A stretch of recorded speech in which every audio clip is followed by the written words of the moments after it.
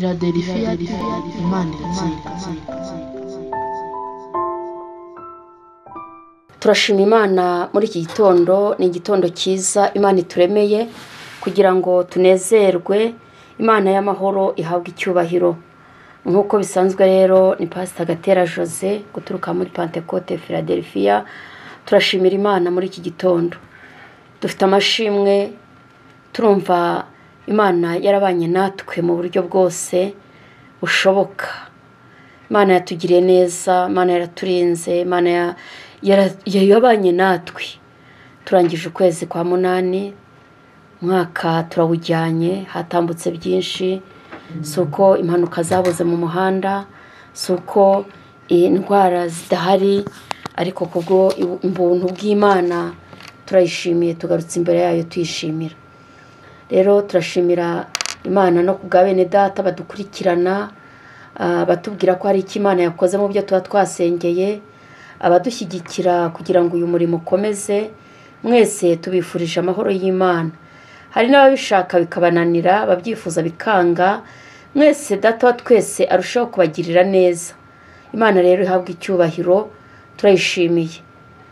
Tunabasuhuza mwese kandi turasuhuza inshuti zacu, abakunzi ba Pentecote Philadelphia, abakozi b'Imana dufatanije uyu murimo.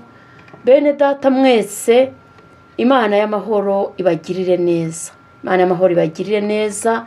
Bakunzi ba Kristo mwese, mukomeze mwikomeze kuri Kristo, nimutagwa isari muzasarura. Imana ibagirire neza. Rero turi kumwe n'umukozi w'Imana, mushumba wacu Pastor Serugendo Dismas. Ngiye kumusengera kugira ngo atugezeho ijambo ry'Imana anabasuhuza. Mana ishobora byose, Mana twiringiye, Mana ifite imbaraga, turagushimye. Ijambo ryawe ritubwira ko uhereye kera uri uko wahoze, ntabwo ujya uhinduka, nta gace ko guhinduka ujya ugira. Uri Imana igira imbabazi n'ibambe, uri Imana ishobora byose, nta kijya kikunanira. Tugushimiye uyu munsi waturemeye kugira ngo tunezerwe. Tugushimiye uburinzi bwawe. Umukozi wawe ujya umukoresha kurushaho, muhishurire byinshi kubw'ubuzima bwacu. Uvugane natwe mu ijambo ryawe. Duhesha imbaraga zose zakiranye imitima y'abantu, izatuma abantu bajarajara, izatuma abantu badatuza. Izo zose tuzikubitishije inkota y'Uwiteka. Twirukanye imyuka mibi ikorera mu kirere. Turatwika ubwami bw'abadayimoni. Umuriro w'Imana ubutwike, umuriro w'Imana utwike ukongore imigambi y'abarozi n'abakonikoni. Ibitavuga Imana byose umuriro w'Imana ubitwike. Amaraso ya Kristo yeze ikirere, konekisiyo z'Imana zimanuke, maze buri muntu wese amenye icyo umushakaho. Urakoze. Kiza indwara zikomeye, uruhura abarushye, bashonje bagaburire, badafite icyerekezo kibahe. Buri muntu wese abone ukuboko kwawe. Urambura ikiganza, uhaze kwifuza kwa buri wese. Urakoze kugiye kubikora, ni mu izina rya Yesu, amen. Imana ibahe umugisha. Reka twakire ijambo ry'Imana, twakira umukozi w'Imana. Karibu. Imana ishimwe. Tunejeje n'Uwiteka kubw'iki gitondo cyiza, kuko yatuhaye aka kanya ko guhagarara mbere yanyu tuvuga ubutumwa bwiza bw'umwami wacu Yesu Kristo. Mbere ya byose tushubuje abadutega amatwi, abadukurikira kwa y'amasaha. Imana ibahe umugisha kandi bagire neza. Tushubuje abitirirwa izina ry'Imana hose, Mana ibane namwe. Abo dufatanije nabo murimo, namwe turabashubuje. Imana ibagirire neza. Mwanya Yesu atuyobore, cyangwa Mwuka Wera abane natwe kubw'uyu mwanya mwiza. Ijambo ry'Imana nibyo kurya byacyo twebwe abakristo. Mugiye utabasha kwizera ijambo ry'Imana, aracyari kibazo kuri wowe. Mugiye utabitse ijambo ryawe ku umutima wawe, aracyari kibazo kuri wowe. Mugiye utabasha gukora iki? Kubaha ijambo ry'Imana, ni kibazo. Kandi turimo kugenda dusatira ibihe bimwe bya nyuma. Bene data, tubisobanukirwe nabyo. Mugiye twigaga secondaire, premier trimestre y'amashuri, wabonaga tutayihesha agaciro. Deuxième trimestre ya kabiri, wabonaga ko n'abamwe bagashiramo indege nke. Ariko arundi ubona manota nabonye kuri premier trimestre, reka deuxième trimestre nshiremo imbaraga, la troisième trimestre mundu akashiramo koko akarwana urugamba majoro yose yiga ashaka iki, kuko mwaka ugiye kurangira nzabashe kubona amanota. Natwe turimo kugenda dusatira biye bimwe byo kugaruka k'umwami Yesu Kristo. Ni biye bimwe bwo kwirinda, ni biye bimwe bwo kwizera Imana, ni biye bimwe bwo kuba maso, ni biye byo tugomba kuba gukiranuka. Mana itushoboje, ni biye bimwe byo gukorera Imana mu kuri no mu mwuka, ni biye bimwe bwo gucishwa bugufiya. Yesu adushoboje. Reka tusome ijambo Mwuka w'Imana yatuhaye kubw'uyu munsi mwiza. Navuze ko nuko tutakikunda ijambo, ariko ibi ni byo kurya byacyo.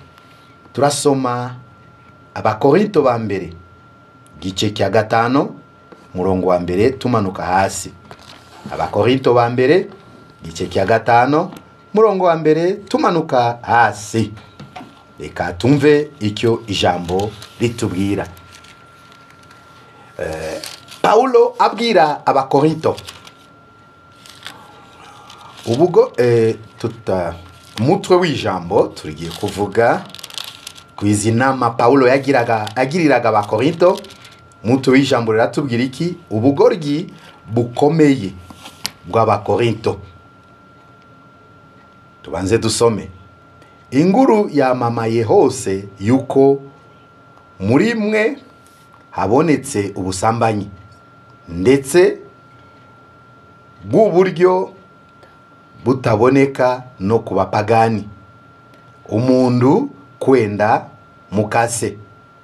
Namwe murahimbaza aho kubabara, kandi aribyo byari bibakwiriye ngo uwakoze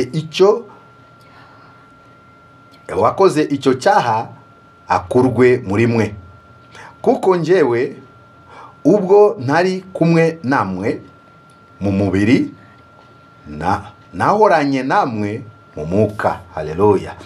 Kandi ubwo bimeze bityo, namaze gukiraho iteka uwakoze ibisa bityo. Ngaho mpari, kandi ubwo nari nteraniye hamwe namwe n'umutima wanje, dufite ububasha bw'umwami wacu Yesu. Nahawe ubutware nawe. Kwirata kwanyu si kwiza. Ndimuzi yuko agasemburo gake gatubura irobe ryose. Nuko nimwiyezeho umusemburo wo kwera, kugira ngo mube irobe risha, mube mutakirimo umusemburo wa kera, kuko Pasika yacu yatambwe ari we Kristo. Reka tushobora kugarukira hari. Mana itufashe, kandi twongeye tena kubasubuza, kandi mumve kudukunda kubw'ubutumwa bwiza bw'umwami Yesu Kristo. Ubugoryi bukomeye bw'Abakorinto niyo mutwe w'ijambo uratubwira hano. Ni ijambo nziza Paulo yandikiye Abakorinto. Paulo tuziko yari mukozi w'Imana, yari muvuga butumwa, yabwirije Abakorinto butumwa bwiza, bamaze kwemera Yesu kuba mwami n'umukiza.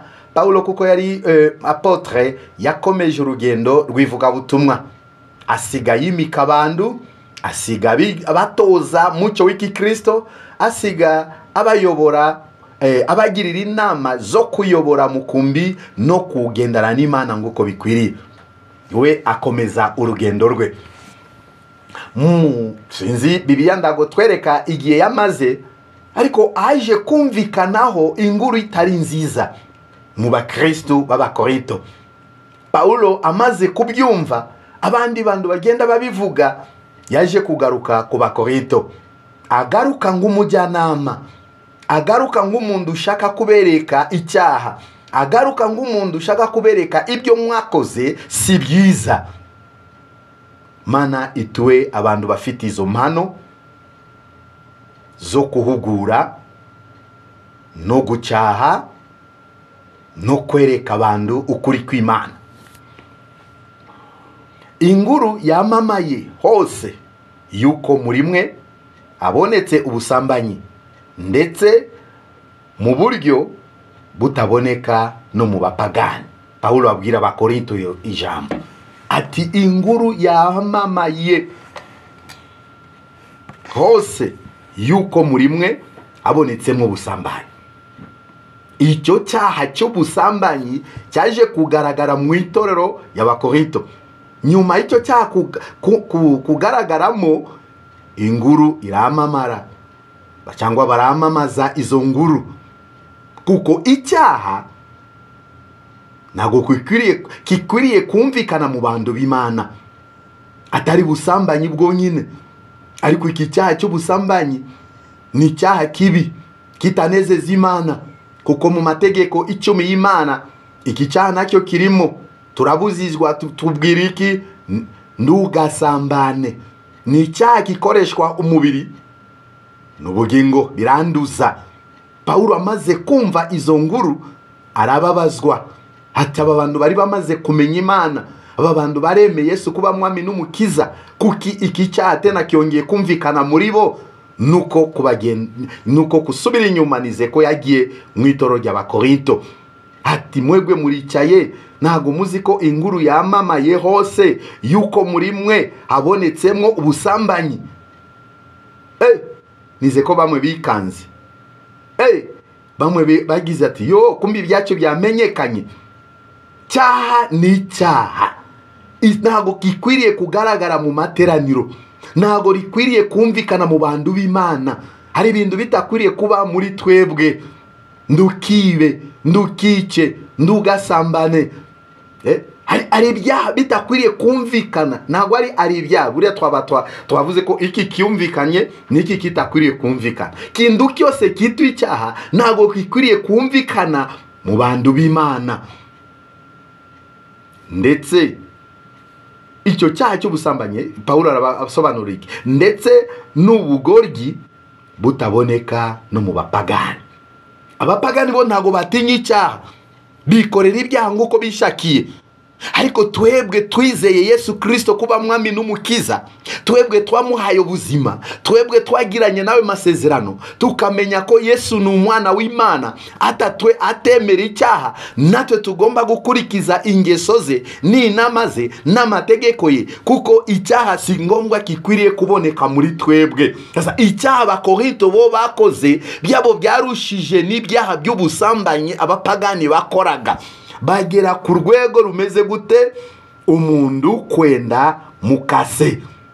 Mumve icyo kizira kinjira mu itorero, kinjira mu itorero ry'abakorinto, bandu bangwa mu cyaha cy'ubusambanyi, bakora mu buryo n'abapagani badashobora kubukora, bikagera ku rwego rw'umundu kwenda mukase.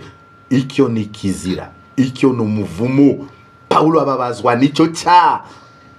Hawa abapagani batinye icyaha cy'ubusambanyi, ariko mwebwe abizerwa mukabikora, kandi mukagera ku rwego rumwe rwo gufatana n'umuntu agafata mukase. Yesu atushoboje mu bibi turimo. Yesu atushoboje muri urugendo turimo. Amen. Rimwe na rimwe abantu bashaka gusa nyigisho n'ubuhanuzi bw'imigisha, ariko ari igihe Imana ihugura nayo ubwoko bwayo. Imigisha twayibona mu gihe dukiranukira Imana. Ubuhanuzi Imana yabusohoza mu gihe mukiranukira Imana. Iyi misi abantu benshi bamaze kugwa mu byaha, iyi misi abantu benshi bamaze kwikura mu maboko y'Imana, izabasohoreza amasezerano gute mu gihe tutakiubaha amategeko yayo? Paulo ababazwa n'iki cyaha kitabasha no kuboneka mu bapagani, umundu kwenda mukase. Cyari kibazo kigeze mu itorero. Ariko umundu ukoze icyaha nago kuva yica itegeko ry'Imana ntabwo aha icyaha buremere, kandi icyaha ni ikintu kibi bene data. Ushobora kunezezwa ukora icyaha mu isaha imwe, ariko ngaruka icyo cyaha kizaguteza ibibazo myaka 30, myaka 50, ushobora no gupfa ukarimbuka kubera icyaha wakoze utashaka kwihana. Ngaruka y'icyo cyaha kizabuza amahoro umuryango wawe, kitaboneka no mu bapagani, umuntu akenda mukase. Ibi byazana umugisha mu muryango, byazana umugisha mu gihugu, kuko ari icyaha Imana itashobora kwemerera, itemerera ko umuntu yagikora, kwenda mukaso. Cyari ikibazo bene data. Namwe dore ko Paulo atangira kubagirira inama nyuma y'icyo cyaha kuba mu itorero ry'Abakorinto. Amubwira iki? Namwe murihimbaza aho kubabara. Mumva iyi misi abantu barimo kwinjiza icyaha mu itorero, kwinjiza icyaha muri korari, kwinjiza icyaha navuga mu muryango, kwinjiza icyaha mu gihugu. Kuko ibyaha twakora mu iki gihugu cyacu, rubyiruko uyu munsi tukunda tubabwira ko nibo bakristo b'ejo, ariko mu gihe binjiza icyaha mu nzu y'Imana binjiza umuvumo. Kandi Bakorinto bamaze gukora iyo cyaha barahimbaza Imana, oriyo kubabaza barire, oriyo kubabara baririra Imana, oriyo kubabara basaba Imana imbabazi. Ndukinezeze ufite icyaha utarihana mu buzima bwawe, ukomeza kugenda tukwanduza amateraniro y'abandi kubusa.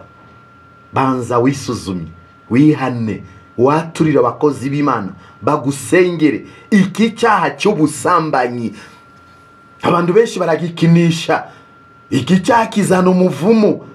Sigaye mbona kera twigishwaga problem fiançailles, bakatubwira ko mu bufiançailles ni igihe cyo gusengera gahunda mugiye kubamo, ni igihe cyo kwicara mu kungana bitekerezo, ni igihe cyo kwicara mundu agasuzuma mugenzi we, akiga mugenzi we, se uyu nguyu nzashobora kubana nawe iteka ryose. Kuko nyuma y'ubukwe abantu bagenda bakora ama divorce, ni ikibazo kuri mwebwe mu gihe mwarahiye mbere y'Imana yuko tutazatandukana. Ikizadutandukanya teretse rupfu cyangwa kugaruka ku Mwami, ejo mukakora divorce. Abantu bashigikira divorce, abantu bagirira inama abandi bakore divorce, ndavuga by'itoro mu itoro Pentecote. Abapagani bo nta rubanza. Mumenye ko mukoze yo divorce mbere y'Imana mubarwa nk'abasambanyi. Yari umugore nuko ajya gushaka undi, yari umugabo nuko yashaka undi, murabasambanyi. Kandi yo nyuma ya divorce nta muntu simbizi nimba kwihana kubaho. Ariko hano turakurikiza izi nama za Paulo. Yumvise inkuru ziyamamaye hose yuko Abakorinto baguye mu cyaha cy'ubusambanyi, bitabasha no kuboneka mu bapagani birinda. Umuntu akenda mukase, namwe murahimbaza aho kubabara, kandi aribyo bikwiriye ngo uwakoze icyo cyaha akurwe muri mwe. Ubona buryo turimo kugenda dutakaza mucyo ya itorero Pentecote, imyifatire y'umukristo. Uyu munsi abantu bashigikira ibyaha mu itorero. Mundu akoze icyaha baramushigikira kuko ari we afite impano, kuko ari we udufasha ku murimo, kuko ari we utanga 1/10 ku murimo, kuko yakoze icyaha bakamuhishira icyaha. Ariko umva inama Paulo abatubanjirije mu rugendo yavuze hano ku y'umurongo wa 2. Namwe murihimbaza aho kubabara, kandi iryo byakwiriye ngo uwakoze icyo cyaha akurwe muri mwe. Mundu wese ukoze icyaha cyo busambanyi, ntago mukera mu gihe cya Paulo mu itoro y'Abakorinto itegeko ryari ko uwakoze icyo cyaha cy'ubusambanyi akwiriye gukurwa muri twebwe akahagarikwa kugeza aho azihana. Itoro rikongera tena rikamusuzuma kugeza aho bazabona ko yasubiye mu murongo, niyo akwiriye kongera gusubirwa ku murimo w'Imana. Ariko iyi minsi tuzuyemo abantu buzuye ibyaha mu materaniro, buzuye mu makorari, ntago batinya, ntago bahinduka umushitsi, bafata n'imikoro y'Uwiteka, bikoresho by'Imana bakabikoresha kandi bafite icya manera bacira urubanza, bakora ibya bitakwiriye no kuba mu bapagani. Yesu atubabarira itorero kuko navuze ko tugomba kuba maso. Ni misi yo kuba maso kuko turimo kugenda dusatira biye bimwe byavuze ko ari biye bya nyuma. Bwana Yesu asifiwe. Turakomeza. Murongo wa 3 ariko wa 2 arabivuga neza kandi ari byo byari bibakwiriye ngo uwakoze icyo cyaha akurwe muri mwe, kuko njyewe ubwo ntari kumwe namwe mu mubiri nahoranye namwe mu mwuka. Paulo arabagaragariza ngo nuko tutakiri kumwe ariko hari igihe twabanye namwe mu mwuka, kandi mu gihe twabanye namwe mu mwuka nabigishije ko cyaha cy'ubusambanyi Imana ndago yishimira. Mureke tube hamwe mu mwuka, dukorera Imana, tuyihesha agaciro. Buriya muntu umaze gusobanukirwa Imana ayihesha agaciro. Muntu umaze gusobanukirwa Imana ntago yacyumura mbere y'Imana. Divorce ntago ari burenganzira bw'umuntu. Iyi ni itegeko ry'Imana wararahiye mbere y'umuryango wawe, mbere y'Abakristo, mbere y'itorero, mbere y'abashumba, mbere y'Imana, ukavuga ko njyewe nemeye ko Tomase amberera umufasha, amberera umugabo, akennye adakennye nta kizadutandukanya nawe teretse gupfa cyangwa kugaruka kwa Kristo. Ariko uyu munsi abantu baratandukana kandi bagiranye amasezerano kandi bagakora ubusambanyi, nta rimwe nta n'ubwoba, nta no kwinduka umushitsi. Bene data, icyaha kizira cy'umurimbuzi cyatwinjiranya ahera Imana, kandi ntabandi bingize cyo kizira, ni twebwe twitwa Abakristo, ni twebwe twitwa zina ry'Imana. Kandi usanga abantu barimo kuyimbaza uriyo kubabazwa n'ibyaha byatwinjiranye. Bamwe bakamenya bakoze ibyo byaha nta no kubahagarika ku murimo w'Imana, bakareka tukorere ejuru y'umuka utari wo kunezeza Imana. Yesu atubabarire kandi adushoboze. Amen. Ni wowe ukwiriye guhesha Imana yawe agaciro. Amen. Wibuke aho Imana yagukuye, wibuka agakiza Imana yaguhaye. Kuki musuzuguza Imana, kuki twanduza ahera Imana, kuki tuzanye icyaha mu nzu y'Imana. Mukobwa utarashaka yamenya gute umugabo, musore utarashaka yamenya gute mubiri w'umukobwa. Icyo ni ikintu tugomba kwirinda, cyaha cy'ubusambanyi mu materaniro, cyaha cy'ubusambanyi mu nzu y'Imana. Kandi ukabona abantu biyagararaho bakarindira umuka w'Imana barondore. Hari umunsi Imana izazana ifuwe mu itorero ikoze isoni abanyabyaha, kuko twanze kumvira inama y'abakozi b'Imana. Yesu atugirira imbabazi. Ari reka mbwire urubyiruko tubana ku murimo, buriya mukobwa nimba yinjiye mu gakiza akarinda ubusugi bwe, akaza kumenya umuntu w'umugabo umunsi bakoze ubukwe, uriya mukobwa azahabwa mugisha n'Imana akiri ku isi. N'umunsi umwe mu bwami bwo mu ijuru azambikwa ikamba, kuko yarinze iki? Ubusugi bwe, atanduje ahera Imana. Buriya n'umusore nawe ubusugi bumubaho mu gihe wirinze kugeza aho umunsi uzakora ubukwe, ukirinda kwiyanduza. menya ko Imana izakubakira urugo rwiza, kandi musi umwe Imana izakora iki mugeze mu bwami bwo mu ijuru, izakwambika amakamba yuko wubahisha izina ry'Uwiteka, yuko warinze umubiri wawe ng'urusengero rw'Imana. Yesu adushoboje. Sasa iyi minsi usanga itorero Pentecote, iyi minsi Satani yatwinjiranye. Hari ibyaha, si ubusambanyi bwo nyine navuze, hari ibyaha birimo kumvikana mu materaniro, hari ibyaha birimo kumvikana mu mifatire y'abantu b'Imana, hari ibyaha birimo kumvikana mu bavugi bitirwa izina ry'Imana, bitakwiriye no kuba mu bapagani. Nicyo kahinda dufite. Se tushigikiwe gukora icyaha? Oya. Pawulo hano aravuga iki mu ijambo mu uyu murongo wa 3? Kuko njyewe nubwo ntari kumwe namwe mu mubiri, nahoranye namwe mu muka. Kuko ntari kumwe namwe mu mubiri, ariko nahoranye namwe mu muka. Hari umuntu ushobora kuva hano ahitwa mu Kristo, ariko Imana imugiriye neza akajya hanze y'igihugu, arahinduka, aragwa. Hari benshi bavuye hano mu gihugu bari abakristo, ariko bageze hanze bamaze kuba abapagani. Hari bamwe basengaga Imana bari muri Europa, bageze muri Afrika baragwa. Ariko hari umuririmbi yavuze ko ariko twebwe jusqu'au bout, kugeza gupfa tuzakorera Uwiteka. Iyo niyo ndahiro y'umuntu uzi aho Imana yamukuye.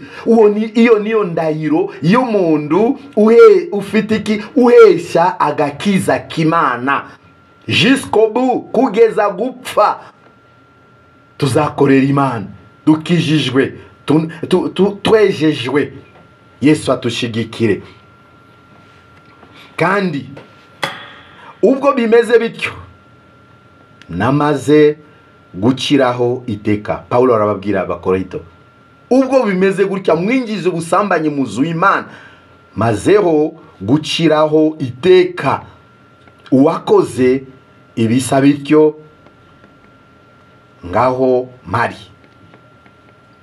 maze gukiraho iteka ku muntu wakoze ibyo ngibyo, kuza kutwangiriza. Murimo y'Imana uravuna bene data, gusengera itorero biravuna, kuyobora abantu biravuna, kuzura imbaraga z'Umwuka Wera biravuna, ariko ukaza kwinjiza mwuka w'ubusambanyi, myanda y'ubusambanyi ahera, myanda y'ibyaha ahera. Mana ndagwa Mwuka Wera ndagwa agendana n'abantu biyanduje. Mwuka Wera itatuvamo. Mugiye Mwuka Wera atari kumwe natwe, amateraniro zayoborwa nande? Umugisha w'Imana uzaza gute? Iyi minsi usanga abantu bivumbura mbere y'Imana kubwa amasezerano, bantu bayivumbura mbere y'Imana itabasubiza. Ariko mumenye ko twaratewe ikizira cy'umurimbuzi cyatwinjiye ahera. Itorero abantu, mitima y'abantu yaranduye, si ubusambanyi bwonyine. Ubu kutakundana, kutababarirana, kutacishwa bugufiya, kutumvira abatuyobora, kudatinya Imana, kutubaha amategeko y'Imana, amashari. Ibyo byose ni ibyaha biza mu nzu y'Imana bikanduza hera h'Imana, tukasigara tuzana urusaku kandi Mwuka Wera atakiri kumwe natwe. Yesu atubabarire. Turacyari kumwe, Mane dufashe. Ni iminsi yo kuba maso, ni iminsi yo kugendana n'Imana bene data. Abashumba ndi mucika intege, mucyahe ikizira cy'umurimbuzi mu nzu y'Imana, nitukashigikira ibyaha. Ibyo siyo nshingano twahawe. Murongo ukurikiraho, kandi Paulo arongera kubwira abakorinto, kandi ubwo nderaniye hamwe namwe mu mutima wanje, dufite ububasha bw'umwami wacu Yesu. Ubwo nari nteraniye namwe, hamwe namwe mu mutima wanje, dufite ububasha bw'umwami Yesu. Nahawe ubutware nawe. Mumva amagambo Paulo aberetse. Kandi ubwo nari nteraniye na hamwe namwe mu mutima wanje dufite ububasha bw'umwami wacu Yesu Kristo, nahawe ubutware bwe. Icyo mwakora iki Abakorinto? Fite ubutware nahawe n'umwami wacu Yesu Kristo. Icyo mwakora no guca bugufiya mukihana ibyaha mbere y'abakozi b'Imana. Abakristo batakishaka kwegera abakozi b'Imana bace bugufiya bahatura ibyaha. Cyacu ubusambanyi ni kizira mu nzu y'Imana. Umuhanuzi ntabwo ari we warambura ikiganza turasabira umuntu icyaha cy'ubusambanyi. Muvuga butumwa ari aba desordre maze kuba mu banyimpano cyangwa abantu bitwa bafite inshingano. Hari ibyo tukwiriye gukora, hari ibyo tukwiriye kohereza ku bashumba. Abatambyi niyo basabira umuntu icyaha cy'ubusambanyi, kuko bahawe ububasha n'umwami wacu Yesu Kristo. Birashoboka we utaranasengerwa buvuga butumwa, utaranasengerwa iyo shingano, ariko sige ugenda urambika biganza mundu wasambanye utazi aho yasambanye, nakubohoye. Oya, muce bugufiya, mugisha inama abashumba, bababwira inshingano zanyu ibyo ari byo n'ibyo mutakwiriye gukora. Paulo aravuga iri jambo hano, kandi ubwo nari nteraniye hamwe namwe mu mutima wanje dufite ububasha bw'umwami wacu Yesu, nahawe ubutware nawe. Bubasha arabufite, ubutware yahawe na Yesu Kristo. Na ni ugomba agomba gukora iki? Mundu wihaniye agomba guca bugufi ya munsi y'umushumba akamwaturira ibyaha, nawe akagusabira ukabona amahoro. Iki cyaha kirazana umuvumo cy'ubusambanyi. Iki cyaha ntago cyakuhesha amahoro. Hubaka urugo mu busambanyi umenye ko wayinjije umuvumo. Uzana umukobwa mu busambanyi umenye ko ni kibazo hagati yawe n'Imana. Usanze muhungu mu busambanyi umenye ko ni kibazo mbere y'Imana. Muri bufiansaye mutangiye gusambana mumenye ko ni kibazo mwinjize mu muryango muzabasha kubaka. Niyo mpamvu mureke tuzura imbaraga z'Umwuka Wera. Mwanya basi wacitse intege, ariko sinkwemerera genda ukora icyaha. Oya, kuko arabantu batahesha Imana yabo agaciro. Arabantu badatinya icyaha. Kigiye ukoze icyaha nta busabane wagirana n'Imana. Imana igambiriye kutugirira neza. Mugambi w'Imana si mubi. Dufite amasezerano y'Imana, mwareka tukarinda amasezerano, tuzabashe gusorezwa amasezerano n'Imana. Abatubanjirije Abisirayeli bahuye n'ibyago n'amakuba menshi mu butayu, mu gihe bagiye bagwa mu byaha. Hari benshi bapfiriye mu butayu batageze mu gihugu cy'isezerano. Mana ndago yikinisha ibyaha. Ntago twakanga Imana kuko utanga 1/10. Ntago wakanga Imana kuko ari wowe ufasha abakozi b'Imana. Ntago bakini b'umupira nabo barafashwa. Ariko twirinde ibi bihe turimo, aya mezi turimo gusatira kurangiza uyu mwaka 2025. Uzatanga ya raporo mbere y'Imana. Uzashimira Imana iki aho urimo kuyanduza mu byaha. Uzatanga ya raporo ku murimo w'Imana kandi ari wowe munyabyaha. Yesu atushoboje. Murongo wa 6, mumva ibindi byezwe mu itorero. Kwirata kwanyu si kwiza. Abantu mufite uikamere yo kwirata, kuko ari njyewe, ntago turabo kwirata. Kwirata kwanyu si kwiza. Paulo abwira Abakorinto, hari igihe abantu bunzu w'Imana baguye mu byaha ariko bagasigara n'uyu mwuka wa kamere yo kwirata no kwikubita igituza. Nyewe nsengera abarwayi bagakira, nyewe nirukana abadayimoni. Oya, ntago ari twebwe, ni Yesu Kristo adukuyemo kuboko. Ntago wakiza umurwayi. Ni njyewe ntanga musanzu mwinshi, ariko ntago ari wowe. N'umugisha Imana yaguhaye igukuyemo kuboko ntago wayibona, nawe wakena nkatwe. Sasa kwirata kwanyu si kwiza.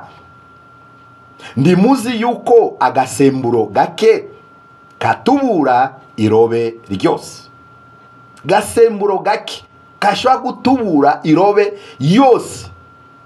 Muzareba abantu bakora amata y'igivuguto, bashiramo agasemburo gake gusa, ariko ejo bikahinduka byose igivuguto. Kwirata kwacyo si kwiza.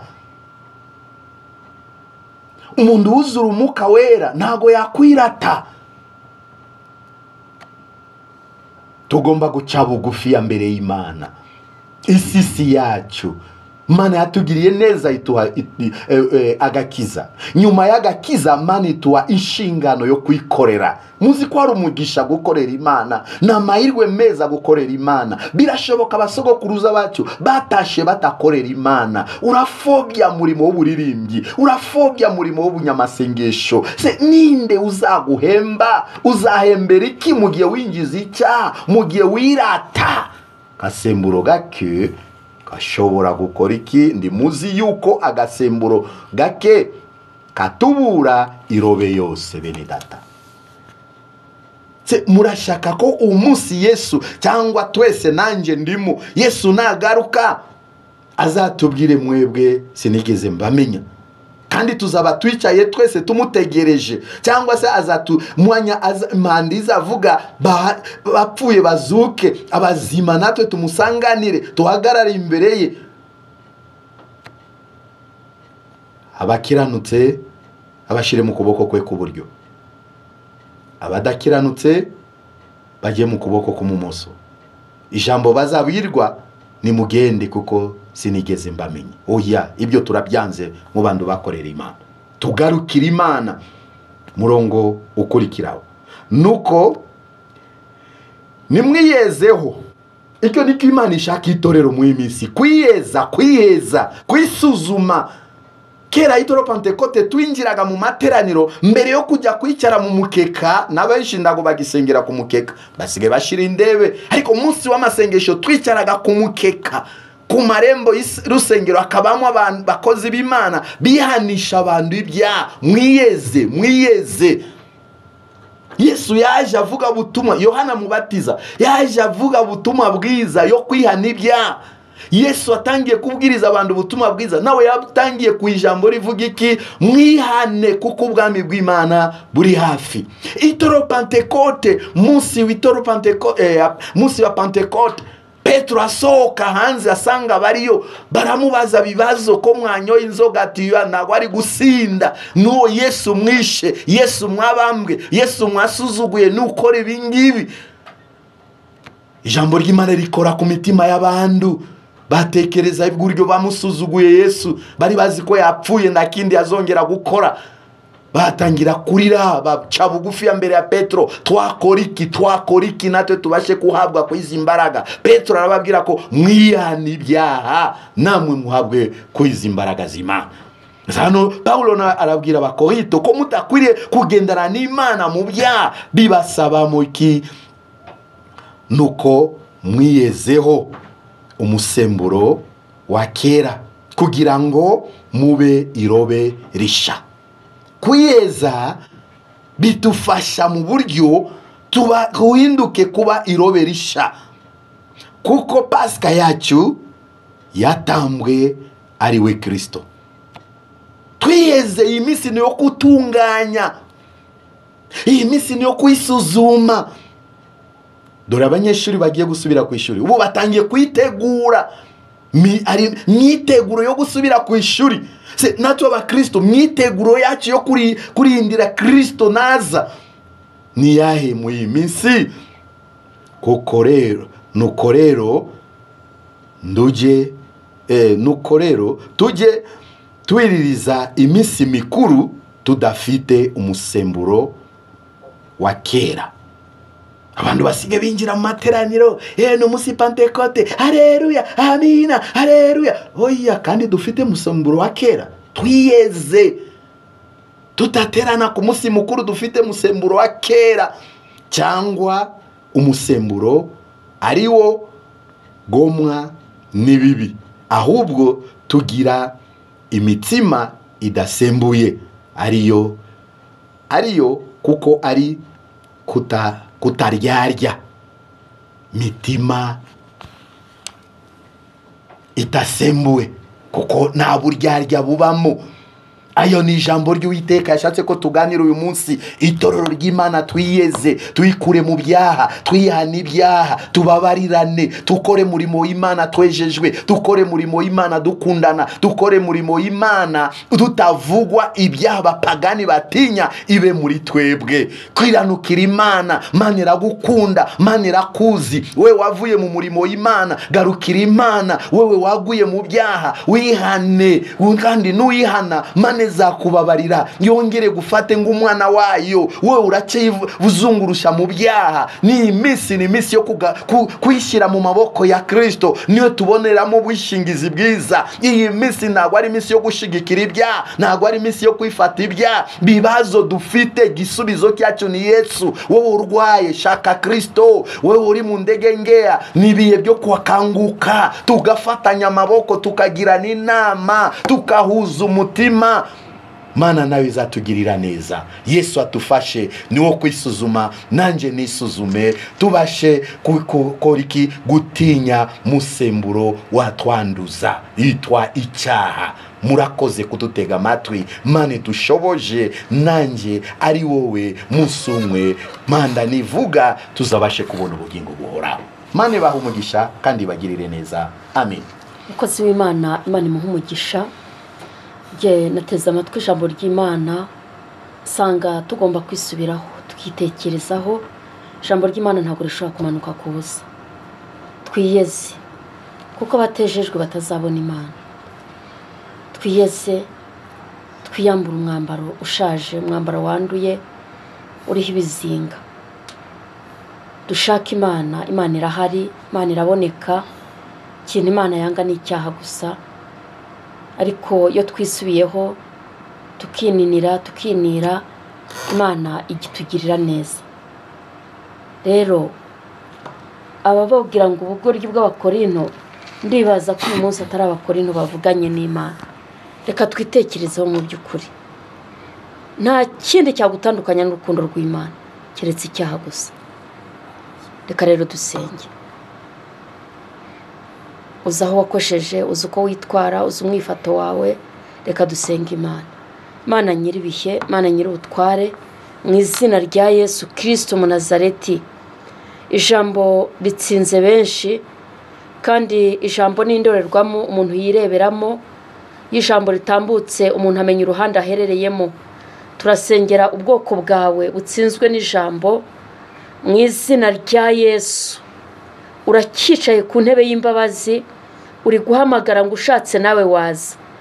Girira imbabazi abatentebutse, abasubiye inyuma, abatsinzwe n'ijambo, abumva biyemeje ko bagiye kugufata inyita bakagukurikira, abumva biyemeje ko bagiye kuva mu ntege nke, bagiye kureka ibyo bari barimo bitari byiza. Abo bose bafashe umwanzuro ndabasengeye kugira ngo ukuboko kwiza kw'Imana kubabeho, ubandike mu gitabo cy'ubugingo, kandi ubagirire neza. Ugabanye umubare w'abarimbuka, kandi Imana wongera abakizwa, utanga imbaraga. Mwami wanjye, Mwami Yesu, imbabazi zawe ziracyahoraho. Muririmbyi yaravuze ngo imbabazi zawe nizo zatumye tudashiraho, zisumba ibyaha, zisumba ibyo dukora. Urakoze kuba bari ubwoko bwawe. Bagirire neza, ubeze batunganirize kugukorera. Abacitse intege, ababivuyemo, ababirimwo batabirimo, hembura ubwoko bwawe. Iki ni igihe Mana ushaka ko duhembuka. Urakoze kubyumvise. Dusengera abarwayi, barwaye indwara zitandukanye, abashomeri, abafite abana bashaka kujya kwiga kandi badafite uburyo. Ikiganza cyawe kiracyakora imirimo n'ibitangaza. Uramburira abantu ikiganza mu izina rya Yesu. Buri muntu umuhe icyerekezo, buri muntu agirirwe neza nawe, kuko kwawe kwiza kuboneke ku bantu bawe. Dusengeye itorero, dusengeye abera bose, abashumba bashumbye amatorero. Itorero ryawe Kristo ukomeze ugirire neza, utegure umugeni. Dusengeye igihugu cyacu, dusengeye abayobozi bacu. Turabingingira Imana kugira ngo ukomeze ubane nabo, kandi igihugu cyacu urushaho kukigirira neza. Girira imbabazi isi yose, ubuntu bwawe nibuboneke. Urakoze ko uri kumwe natwe, mu izina rya Yesu. amen. Imana ishimwe. Reka twihuse tubahe telefone tugendana kugira ngo tubashe kubafasha burambuye. Ni 0785 98 944 0785 98 944 na 0722 74 34 93 reka mushumba nabahe telefone kugira ngo tubafashe. 07 824 39 murakoze. Imana ibagirire neza. Imana ishimwe kandi mwakire neza ijambo ry'Imana.